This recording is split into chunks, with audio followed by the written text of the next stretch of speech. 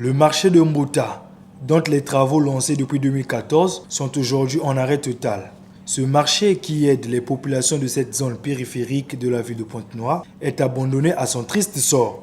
Pourtant, ces vendeurs disent avoir contribué à hauteur de 50 000 francs CFA par vendeur.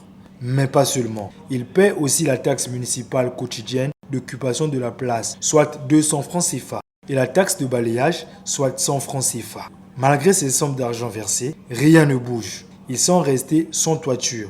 Ces vendeurs souffrent en cette saison pluvieuse. À cela s'ajoutent des odeurs nauséabondes. En tout cas, ces travaux, je ne comprends pas. On a construit avec notre argent et on paye 2000 francs chaque fin de mois par table.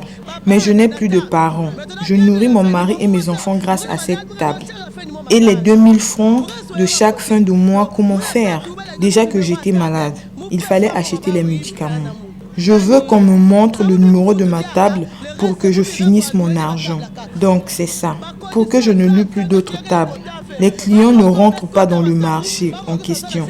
Il y a des petits marchés aux abords qu'on ne renverse pas.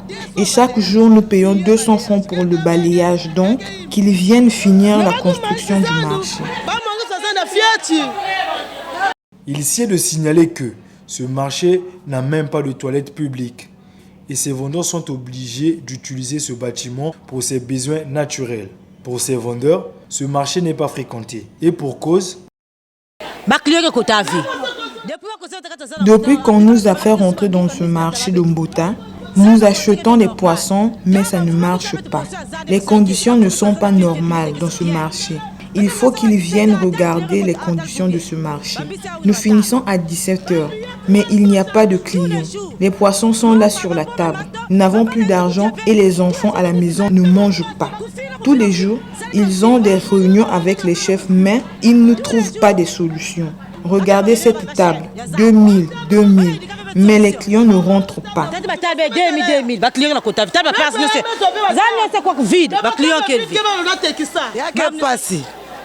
C'est compliqué. Nous étions là-bas et nous avions l'idée qu'ils finissent le marché pour qu'on rentre dans ce marché.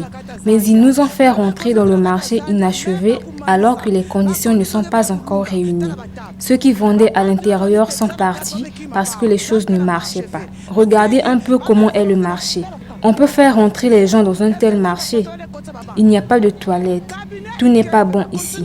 On paye le balayage et la mairie, mais nous n'avons pas de bonnes conditions.